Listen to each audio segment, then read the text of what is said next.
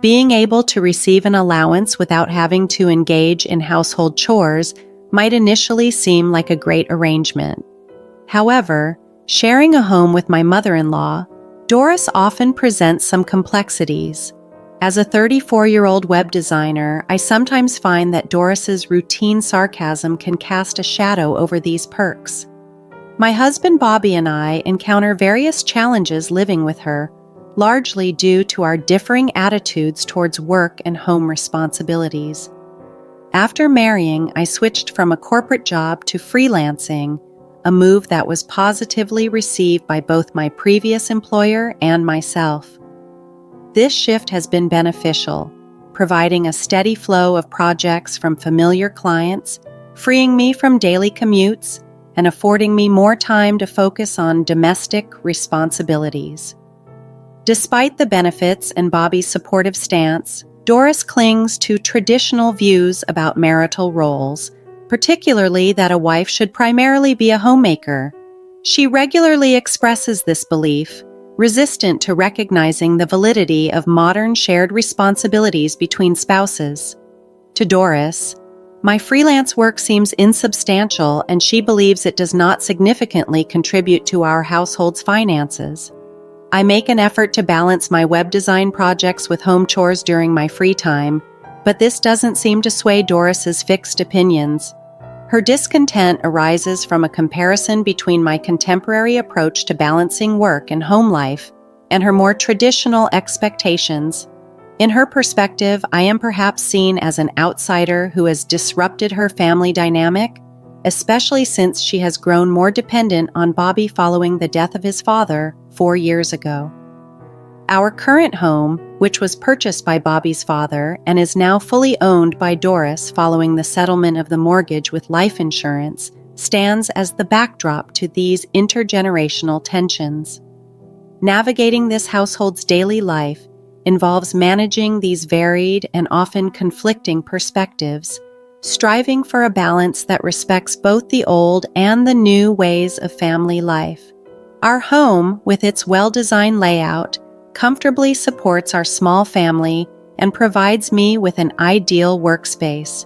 Despite the occasional tensions, it also serves as a popular gathering spot for my mother-in-law Doris's friends, who have been entrenched in the neighborhood for more than 25 years.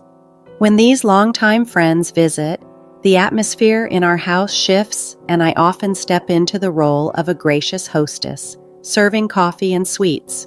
During these gatherings, the conversation among the group of similarly aged women inevitably turns to airing grievances about their daughters-in-law. Amidst the chatter, I sometimes find myself chuckling as they recount their complaints. For instance, they talk about one daughter-in-law who frequently retreats to her parents' home over minor disagreements, spending almost half the year away. They label her as financially reckless, lamenting how this behavior leaves their sons bewildered and has even resulted in debt collectors showing up at their doors. These discussions, which often unfold near my workspace, sometimes take a humorous twist. It's almost as if Doris's friends are in an informal competition to see who has the most troublesome daughter-in-law. Compliments about daughters-in-law are rare in these sessions. However, on the rare occasion that one is praised for managing the household efficiently while working, Doris's reaction is notably sour.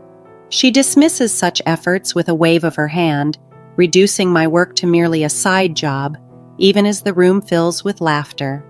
This blend of humor and critique during these gatherings provides a unique insight into the generational differences in expectations and values regarding family roles, highlighting the ongoing challenges of blending traditional expectations with modern family dynamics.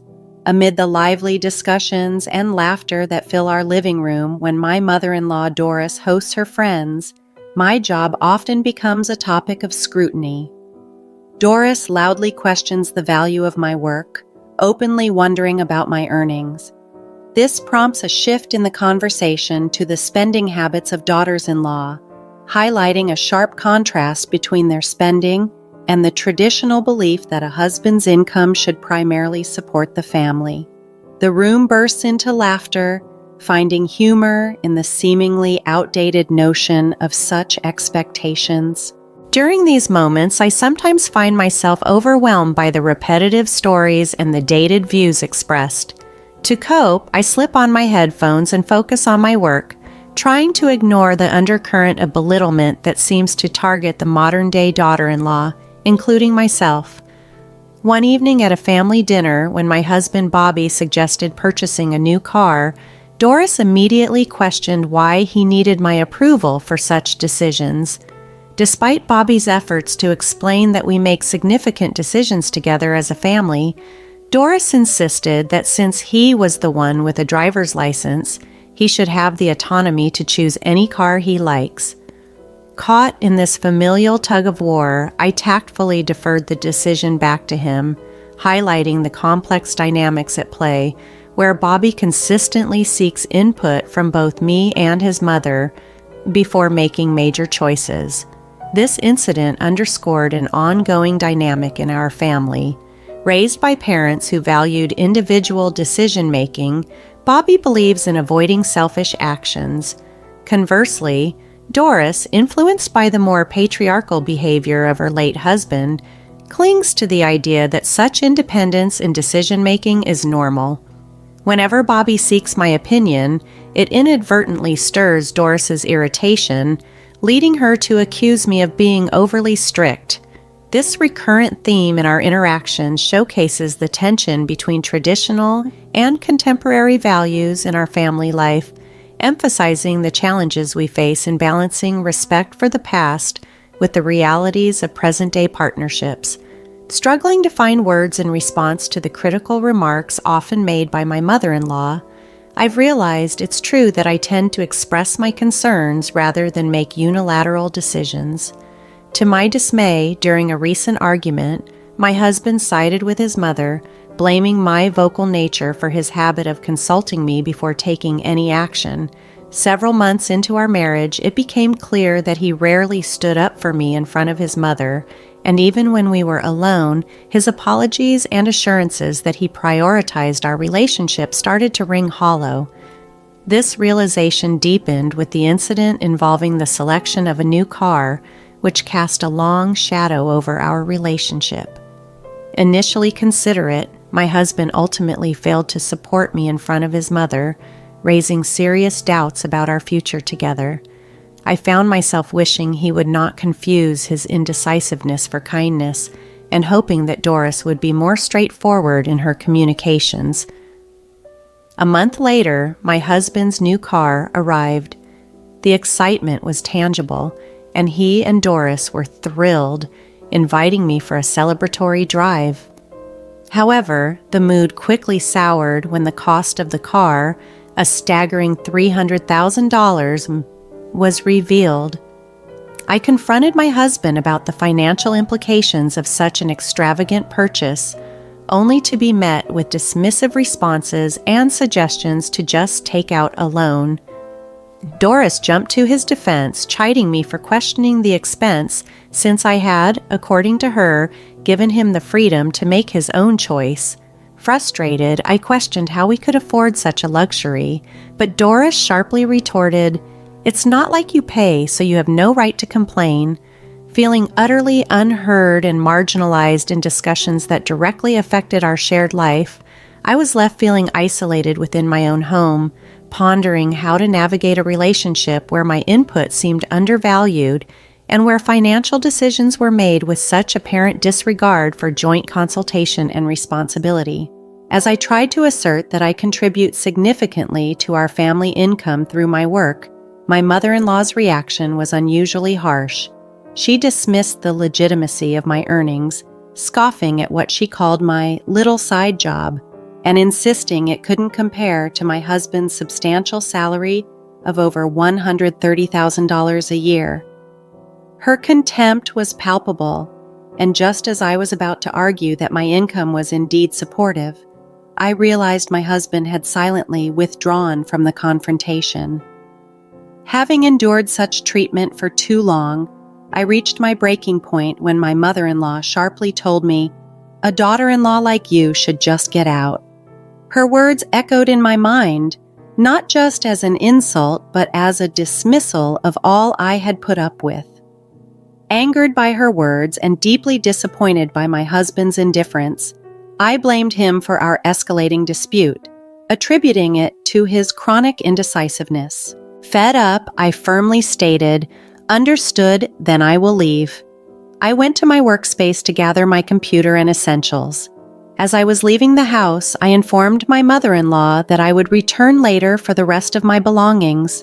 Her angry gaze bore into me, while my husband remained conspicuously absent, hiding in his room. As I crossed the threshold, my mother-in-law's voice rang out, "When you step into this house again, it will be after signing the divorce papers." I walked away without responding, stunned by her abrasive words, something I had never experienced before. I sought refuge at my parents' home, shaken and unsure. When my mother saw me, she immediately sensed something was wrong and asked what had happened. Struggling to articulate the full extent of the events, I shared my regrets and expressed how much my husband had changed from the man who once deeply cherished me. Discussing the situation with my parents brought some relief, and with no children complicating the scenario, my mother suggested I consider divorce sooner rather than later, especially given my financial independence.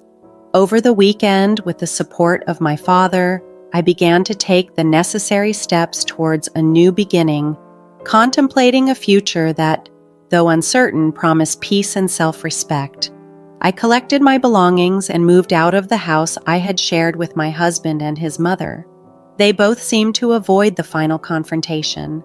Standing outside my husband's room, I spoke softly. "You took care of me for a long time. Can you sign the divorce papers?" I slipped the documents under the door and soon heard his indifferent response, "I've signed it. We're done here." Retrieving the signed papers felt like a hollow victory, marking the end of our marriage. I left without a word to my mother-in-law, carrying with me a deep sense of sadness. After 3 years in that house, which held only a handful of happy memories, I decided it was time to move on. I went straight to the city office to submit the divorce papers, hoping that this formal separation on paper would help simplify the end of this chapter in my life. The plan was to temporarily move back to my parents' house and continue my work from there as I started rebuilding my life independently. As I prepared for this new solo chapter, my mother suggested I stay with them for a while. It would be less worrying than living alone, she said. My father also expressed his concerns, cautioning that Bobby and his mother might unpredictably decide to visit me. Although I initially thought such scenarios were unlikely, living at my parents' home proved to be comforting. Fortunately, my job's flexibility allowed me to work remotely, which decided to extend my stay an easy one. 3 months passed, and just as Bobby and his mother began to fade into distant memories, an unknown number appeared on my phone. Initially hesitant, I wondered if it might be a mistake or an unwanted connection to my past trying to reach out. After several persistent calls, I finally answered, only to hear my ex-husband's frantic voice on the other end. "Why do you answer the phone?" he asked, sounding perplexed. Prepared to end the conversation swiftly, I replied that since there was no reason for us to communicate further, I was going to hang up. However, his next question caught me off guard. "Wait a minute, why isn't my smartphone working?" he inquired. With little interest, I suggested that he should contact the mobile phone company, but then a thought struck me. I asked him if he had been making regular deposits into the bank account we used to share. Previously, we both contributed to this joint account. My steady salary along with the more variable income from his job selling health products, which was often insufficient due to its performance-based nature. Normally, I topped up the account at the end of each month, but for the last 4 months, only his contributions had been made. It dawned on me that I had left in the middle of the month, and the new car's loan payments might have commenced. My ex-husband fell silent upon this realization. Over the phone, I stated calmly, I've been managing our household expenses with my income until now. From this point forward, please take care of your living expenses." Internally, I felt the urge to tell him, "You reap what you sow." But I chose to hold back and quietly ended the call.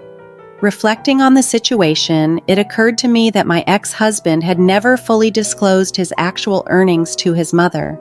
She seemed unaware that our household had been largely supported by my salary post-marriage. Perhaps he was too embarrassed to admit that his wife was the primary earner, despite it being a well-known fact that basic utilities like electricity and water aren't usually disrupted so easily.